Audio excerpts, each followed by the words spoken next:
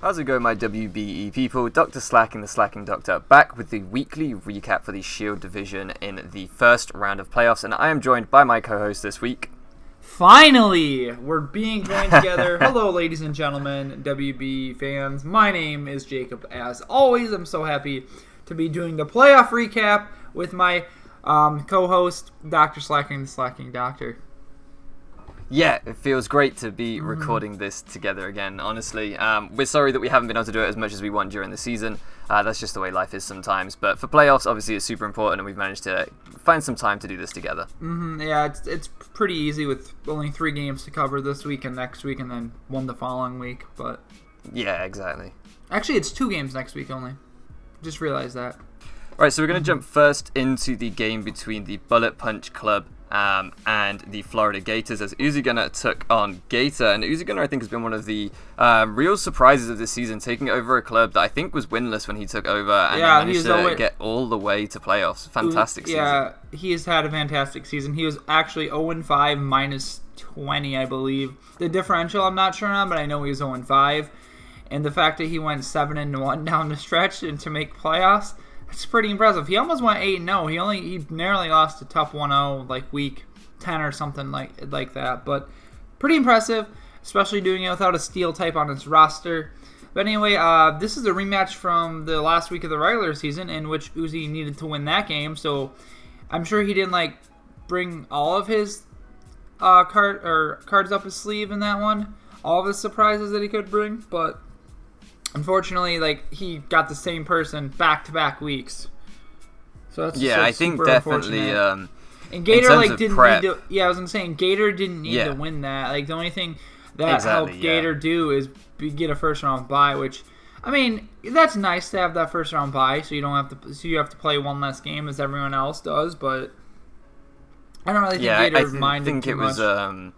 It put a lot more pressure on Uzi in the rematch, I guess, in terms of prep, because you could see throughout this game, I felt like Gator really just had Uzi's number. I felt like he kind of got a handle on his playstyle and his prep in the first game, when Gator maybe wasn't going all out, wasn't showing all his cards, and he was able just to handle Uzi really, really, I don't want to say easily, but effectively in this rematch. He seemed to really understand that Uzi was going to make a lot of scouting plays, a lot of doubles of using his kind of regen pivot and Amoongus, that he was going to play quite aggressively at times, and that the prep he was going to bring was going to be centered around that Tapu Fini and that Mega Aerodactyl again, as they have such a fantastic matchup against Gator's team.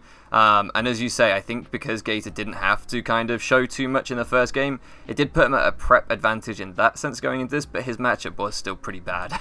And he still played very, very well, I felt here. Yeah, he really did. He brought some really interesting things. It's kind of funny how he brings a Spexmon this week to try to break down Uzi's team, because Uzi's team didn't really appreciate Specs Heatran. It's just like the previous week, Gator's team didn't appreciate Specs Tapu Fini.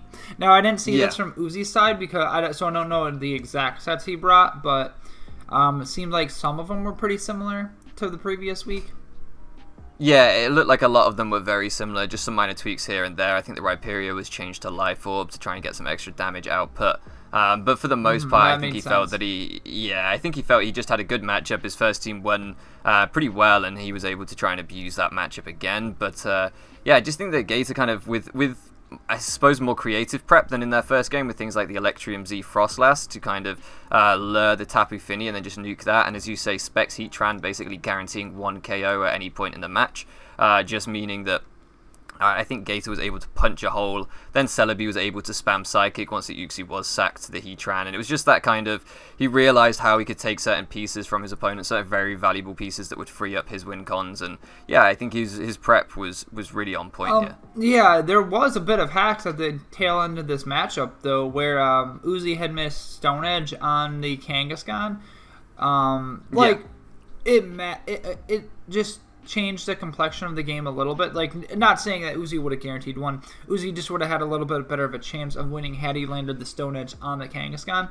He still did have the Scarfed Archeops in the back to check the Rapier or the arrow, but it was an arrow and a Amoongus versus Kang and Archeops left, right? Scarf Archeops, yeah. So it would have been tough to lock in. Sorry, go on. No, I said it just would have been tough for him to win, because Amoonguss like was not going to die to Stone Edge, and then after one Giga Drain, it would have put him in the range of, like it just would have changed a little bit.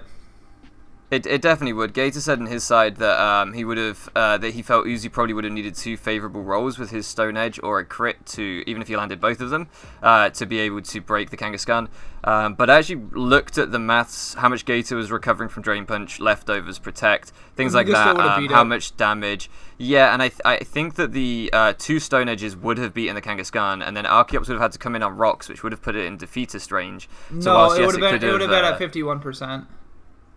Oh, has it only taken 1? Oh, I thought it had taken 2. But I think even then, I think it was 1. Okay, but I think as you say, even then, the Amoonguss easily would have taken 1 Stone Edge and Giga Drained it into defeater's range, and at that point, I think it would have been game over. So I do think that Uzi was unlucky not landing both of his Stone Edges, but at the same time, I think that was the 3rd Stone Edge of the game he'd clicked. He'd clicked high jump kick. He'd had quite a few inaccurate moves land, so there is that element that when you're relying on landing 2 Stone Edges back to back to win a game, you're not necessarily in the position you want to be in, So yeah, but in the same vein, like the moves have a better. It's not like it's like 70% accurate. It's 80, which is like obviously more than 70, but I don't know. Like it is what it is. Like I mean, both players played a really well played game on both of their ends, and they both brought optimal sets, I thought. So it was a good game nonetheless. Yeah, I agree. I think credit is due to both players there. Gator taking a horrible matchup so close, and Uzi just being 1 Stone Edge landing away from winning that game. I think it just shows the quality of both players that it really came down to wire like that. Exactly. But without further ado, I think we should transition to the next games, which the next 2 games we're going to be talking about were not nearly as close. No, they were a little bit more dominant displays from the winning coaches. So do you want to start off with under the radar, Kelly and his Maryland Terrapins taking on Patty Trills and his Sin City Scissors? Yes, I was actually just going to say that because that's the next game I have, lined up in my little tabs bar. So fantastic. And plus it goes from like least dominating performance to most dominating performance, and Yeah, exactly. That's what I thought. Yeah. So anyway, basically, Kelly brings not a standard Kelly team. He, like besides his Darmanitan, Milotic was mixed defensive, but everything else is like pretty different. Like he brought a really cool Assault Vest Wigglytuff set that took advantage. Like he brought double competitive mons, which takes a big advantage of his dual intimidates with Incineroar and Landorus. Like Incineroar, for Wigglytuff especially. Because that would be like a switch into Wigglytuff normally, because what is Wigglytuff really doing to Incineroar? Same with Landorus, and then he just gets bopped by moves because of +2. Yeah, I thought it was really creative prep. The spread of Milotic was more standard, not necessarily the ability, just the spread. I just want to state that before somebody says in the comments, no, he brought competitive Milotic, Jacob. Yeah, which I do think it was a very creative bring in this matchup, because as you say, the spread was fairly standard and it did its job even without getting the competitive triggered. Even if the competitive had never gone off, Milotic still, I think we saw that in the early game where Kelly really slowed down the tempo of the early game. He was really dictating the play, getting his rocks up with Mesprit and just pivoting around with Milotic at the beginning. It still did its job as a bulky water type pivot. It still did that very, very well. It was then once the competitive did get triggered by the Golbat going for defog that he was able to start wall breaking with the Milotic as well. So as you say, it was more of a standard set that had the option, if it was worked as a bait, to then be a wall breaker too, and it worked fantastically with the Golbat defogging on it and then getting frozen, which again, we've got a little bit of hacks to talk about in this one. It felt less important because of how dominant Kelly's win was. Yeah. But it might have just changed it to like a 2 or a 3-0. Wasn't it? I think it ended up being a 4-0. Yeah, I think that's right. Yeah, it was like a 4-0 win. Like it would, some hacks doesn't matter as much as other hacks happen when it happens, but you know what I mean. Like it just obviously some hacks you can't play around, you can't predict. I don't know. When somebody gets crit, I'm like, well, why didn't you EV to live the critical hit when you're trying to set up? But you can't account for a freeze, can you? So no, one of those freeze things you can't really account for. The crits you can kind of account for, especially if you're trying to live a hit. But the freeze that can't happen. That's why freeze is the worst mechanic in Pokemon. It just they need to either get rid of it or make it or nerf it so badly that you have a 50% chance to thaw or something, and They just need to fix it's it. got to do something different. Yeah. I agree. I think it's too much at the minute, but I do think that the other thing that people don't maybe recognize enough is kind of the psychological pressure that puts on a coach, especially a less experienced coach like Patty in the playoffs here in a huge game against a very fearsome opponent. I think getting them on frozen early, it can put you on tilt and it can psychologically put you on the back foot. So I definitely think it's worth kind of paying note to that, but it takes nothing away from Kelly. And, his prep was fantastic. Ball breaking my low tick was brilliant. And I want to talk a little bit about his Mega Sableye set, which I don't know if you've seen Metal Burst Mega Sableye much, but I haven't seen that ran very often. I thought I have not a lot, but I know of the move and that it gets it, and that it's so slow that it can abuse it. Because definitely. Metal Burst, you have to be slower, whereas like Miracle and Connor are negative priority. Metal Burst, you have to be slower. But then it doesn't matter if you get hit on the physical or special side, is the plus of Metal Burst, right? Yeah. It works on both. So, definitely an interesting move. And as I say, it's maybe when Mega Sableye was more prevalent in Gen 6 or something, it might have been a more common set. But it's something I've never seen in Gen 7 Draft League. And I thought that combined with bringing physical coverage and Shadow Sneak and Knockoff, while simple, they're the kind of things that good team building stops something like Calm Mind, Mega Alakazam sweeping. It's that kind of you can't, like, just Mega attention Zam, to detail. it sucks because like Mega Zam is the mon that like forces like obvious prep. Like you have to bring a Choice Scarf user pretty much. Yep. You have to bring priority. You have to bring a defensive check. Like you have to bring you have to bring a mon to beat it every single time. Like it just sucks. It reminds me of something like Suicune, where if you don't bring a physical grass type that somehow isn't going to get burnt, or if you don't bring a phaser, you have to prep a lot for it. Like Suicune, you have to prep a lot for it as well. But like Mega Zam, like just. It can be very punishing, especially in a format like this where I think we only have 10 Mon rosters rather than 11, and so maybe your options are a little bit more limited than standard. I think, as you say, it really forces. I mean, fortunately, Kelly was able to just bring Scarf Down Manitan with U-Turn, which is a set that he's ran a whole bunch this season anyway, so that didn't really change too much for him. But just making sure that he couldn't get set up on by the Mega Zam with Calm Mind by bringing physical Sableye. It's just those little things that I think separate the more elite level team builders, that attention to detail. So full credit to Kelly. I think he really deserved his win, but I think Patty can be proud of a fantastic season. I think he had one of the best drafts here. I think he used it very well week in, week out, and I think he really impressed me this season. I totally agree. And like there wasn't really, and it was a pretty standard match, like not back and forth, but Kelly just was in command of most of the match and just very well played. Yeah, absolutely. So, do you want to move on to our final game? Yes, we can. As Galactic Elliot and his Chicago Cubjuice took on Leo 6-Foot Hacks and his Durham Drudigans. Now, this one was a wash. This one was a blowout. This one was a big scoreline. Yeah. So basically, like Leo got rocks up early on with his Steelix, and from there on out, like Manaphy set up a Tail Glow. And then did Ice Beam, did like 40% to the Mantine with Ice Beam. He clicked Haze. Leo clicked another Tail Glow, and then Leo clicked HP Electric, making Elliot not think that he has it, and then just Mantine goes down, and everything just goes down from there. Yeah, absolutely. I think that early on in the game, it was that kind of Ice Fang lead Steelix to take on a lead Mega Garchomp, which Leo did bring in the first game, and it worked in the first game. And it did work here as well, chipping down the Garchomp, chipping down the Serena, and then bringing in the Mantine, which the Manaphy could set up on, as you said. And I felt like that was the thing, was that Leo really just kept clicking buttons and game managing pretty well, while Elliot looked, because I watched Elliot's side of this game, and he just looked very, very nervous.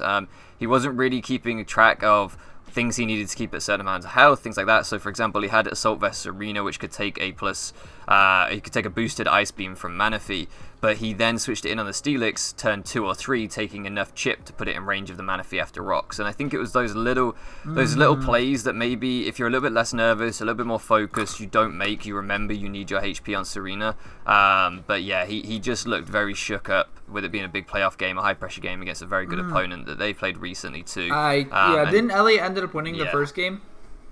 Yeah, he did. I think in that game, Leo had somebody else prep for him, and Elliot kind of brought his best prep trying to make playoffs.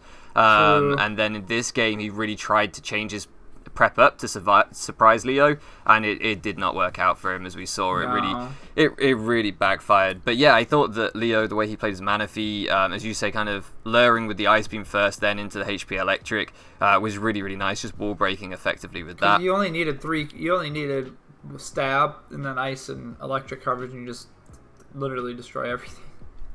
Yeah, or did you run Signal Beam? Did you run Signal Beam? Or no, Reuniclus had Signal Beam. No. That's what it was. Yeah, I was gonna Reuniclus did. Yeah, I was going to say, that's what I thought. I was like, because late game, Reuniclus came in and just won the game, I believe. Or I thought Tortoise may have came in too at one point. Taurus did come in to intimidate down the Hooper, and the Scarf Hooper missed a Focus Blast. Otherwise, it would have been only a 5-0. I think it still would have finished pretty much as that. But he did miss out on 1 KO just because the Focus Blast missed. But in general, I thought Leo's prep looked really, really good. I thought that Elliot had a few different outs he could have played. For example, when the Manaphy came in on the Mantine, it was pretty obviously going for some sort of setup or toxic in terms of trying to wear down that Mantine. It's not just going to go straight for a Scold right into a water absorb Mon, something as bulky as Mantine. And Elliot did bring Encore Alolan Ninetales, so he could easily have gone hard into Ninetales on the Tail Glow, Encored the Manaphy into Tail Glow, and got a ton of momentum that way. I felt like he could have brought Physical Hoopa because of Calm Mind. Reuniclus. That would have made more sense too. Unless it was mixed or something that was Scarf, but he definitely needed Hyperspace Fury to smack the Reuniclus up.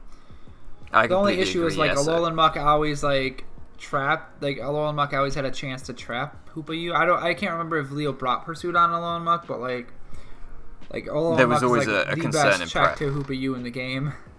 Yeah, pretty much. And I just felt like, I think that Elliot was trying to cause some surprise with his prep, but he didn't necessarily play it aggressively enough. Things like Encore, Ninetales was good prep, but you have to play it a bit more aggressively. And I felt like in the endgame, Trick Room Reuniclus was able to sweep Elliot's team, and it was always going to come down to whether Elliot got his Scolipede set up to the point where it could sweep first, or if the Reuniclus got into Trick Room to sweep first, because both had very good offensive matchups. But it just felt like Leo managed his game a lot better, got the chip on everything a lot earlier with his Steelix and Manaphy, and was then able to bring his Wincon in and just clean up the game very, very quickly. Yeah, I agree. I want to just see if he did have Pursuit on Alolan Muck.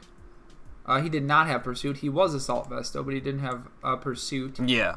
And then, honestly, it would have just, Scolipede winning this matchup would have been just, really, really difficult to pull off anyway, though. Just because, he would have to weaken down Steelix so much. He would have had to weaken down, he was Psychium Z Reuniclus. He did have Fake Out and Quick Attack on the okay. Then that makes it even more difficult. And then he had Intimidate Tauros, which was pretty bulky. Yep. He just had, a lot of stuff that, was never going to really be able to win. Scolipede, just would have, I don't know. Yeah, and as you say, with the Alolan Muck on the other side, I'm not sure that Scarf Hooper was ever going to be a really, really effective win con. So, I think really Elliot was in the back from the beginning, but his early game plays, as I say, just looked very nervous, just didn't seem quite mentally focused as he'd like to be. I think that really put him on the back foot. So, commanding win by Leo, though, and very well played, and it's exciting to see Leo kind of... some of his results towards the back end of the season weren't quite as impressive as early on. He didn't seem as interested for a little while there, so it's nice to see him come back with a big 6-0 in the first round of playoffs and going to be a threat moving forward, I think. I think a lot of these coaches that didn't really seem too interested later in the season are going to start kicking him up the high gear just because it is playoff time, so... Yeah, I agree. I think we're going to see the best out of all of the top coaches here. So, very exciting going into round 2 of playoffs now. We've got all of our kind of top seeds moving through, I think. So, it's going to be interesting to see how they do. Yes, we will be back next week, Thursday or Friday, probably, for the second round of WBE Season 3 playoffs. Thanks for tuning in, guys. Have a great day.